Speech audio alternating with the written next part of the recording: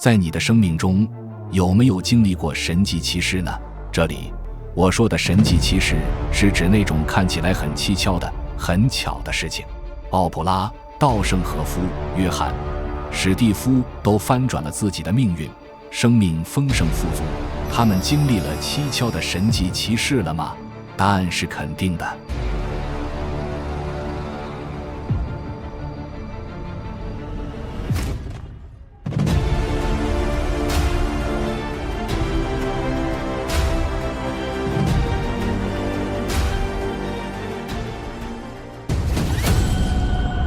这次我们着重说说奥普拉的故事。奥普拉曾痴迷于名为《紫色》的小说，他认为这书就是在写有关他的故事。他逢人便谈这本书，如果别人没看过，他就送一本给他。当听说斯蒂芬·斯皮尔伯格会改编《紫色》拍一部电影，奥普拉尽管没有表演经验，但逢人便说他会拿到这个电影的一个角色。他开始向上帝造物主祷告，他能进入这部电影的制作，当个茶水妹都可以。上帝听见他的祷告了吗？有一天他接到电话，让他去试镜，当时片面叫《月亮之歌》。他说，我祷告的是紫色呀。但他看到脚本，发现其实正是紫色，而且就是他想要的角色。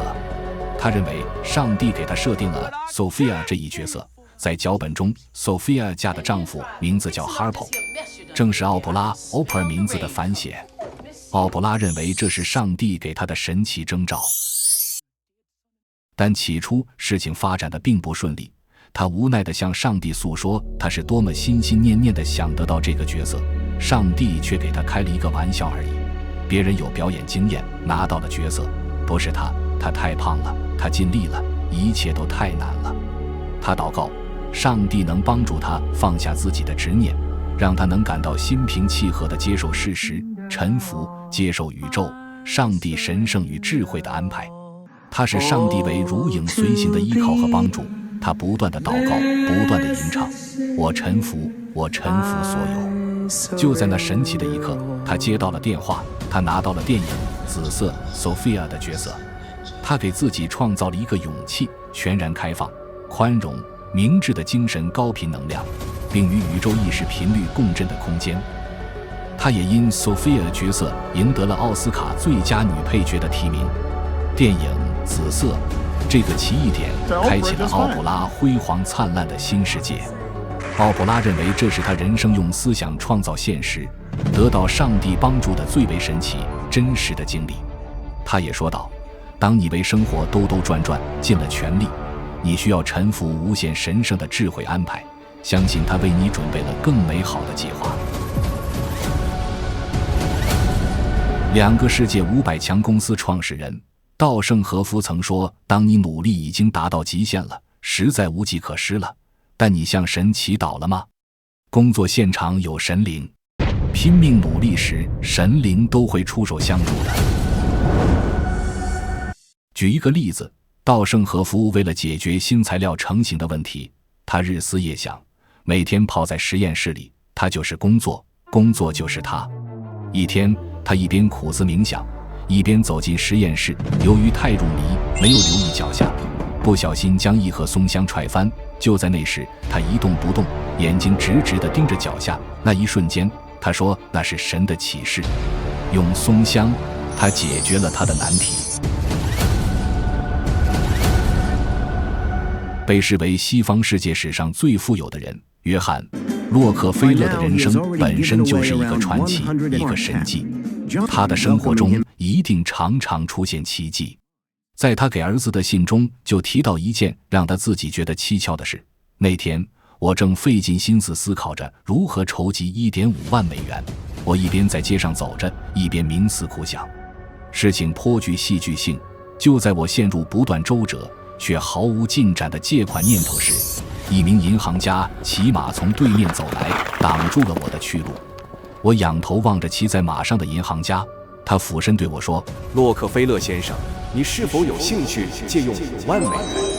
这几乎让我难以置信，难以相信自己居然会有这么好的运气。然而就在那一刻，我没有表露出丝毫的焦虑或激动，平静地看着银行家的面容，然后从容地回答：是的，不过请给我24小时的时间来考虑。最终我以非常有利的条件成功获得了那笔借款。一个传奇的人生一定有神助啊！他感恩地说：上帝给了我财富，我相信我赚钱的能力是上帝的恩赐。约翰在他86岁时还写下了一首诗来概括他的一生。我从小就被教导，既要工作也要娱乐。我的人生是一个悠长而愉快的假期，充满了工作，充满了玩耍。我在旅途抛下了忧虑，上帝每天都恩待我。离经叛道的苹果创始人史蒂夫说：你必须相信某种东西，你的直觉、命运、生活、因果律，无论是什么。这种方法从未让我失望过，它改变了我的生活。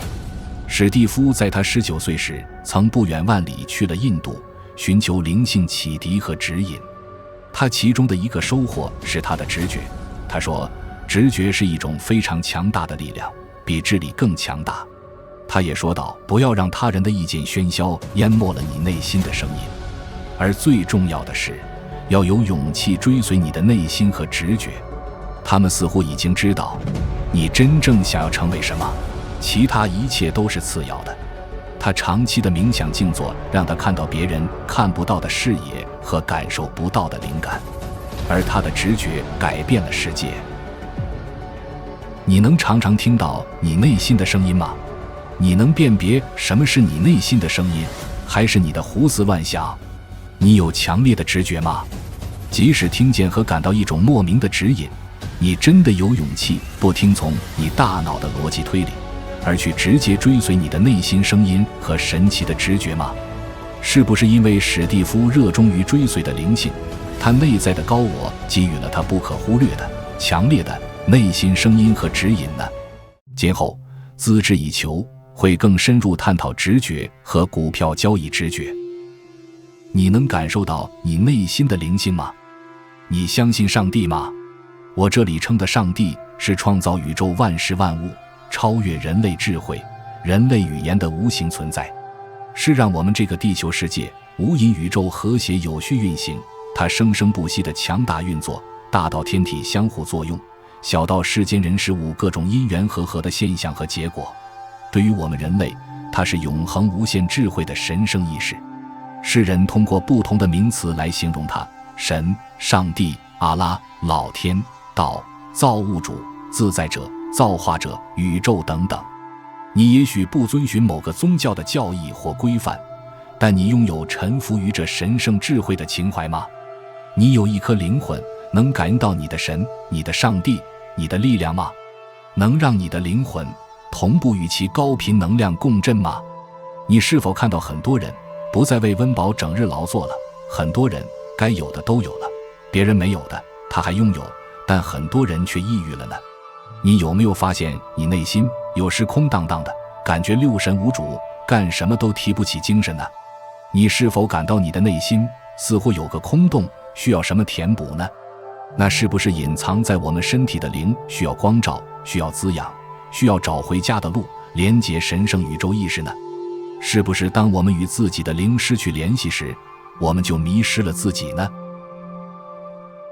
稻盛和夫、奥普拉、约翰、史蒂夫都有自己的信仰，信仰光照了他们前行的路。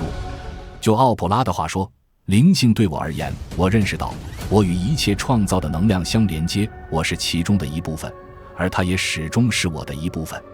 无论我们用什么标签或词语来描述它，并不重要，言语是完全不足以表达的。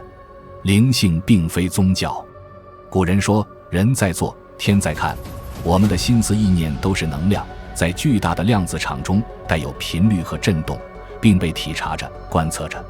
发生的万事万物都不是巧合，都遵循了宇宙无限智慧的法则、定律或算法。世界各地的人们都是拥有身体的一颗颗灵魂，爱他人就是爱自己，爱宇宙。我们都是宇宙源头的灵魂碎片，我们本为一体，没有分别可言。否则你就低估了你所感应到的至高无上的、无限、无所不在的大能和力量。当你时时能创造时间和空间，让你的灵与高维智慧、宇宙意识相连结、共振，我相信你的人生将有所不同。在宇宙因缘和合下的一个启示，或一个实时的贵人帮助，就会让你踏上一个向上的人生轨道，甚至你的人生也许会超出你最疯狂的梦想。是的，我们在探讨形而上学的领域。易经系辞中说，形而上者谓之道，形而下者谓之气啊。你的订阅、点赞、评论是我们前进的动力。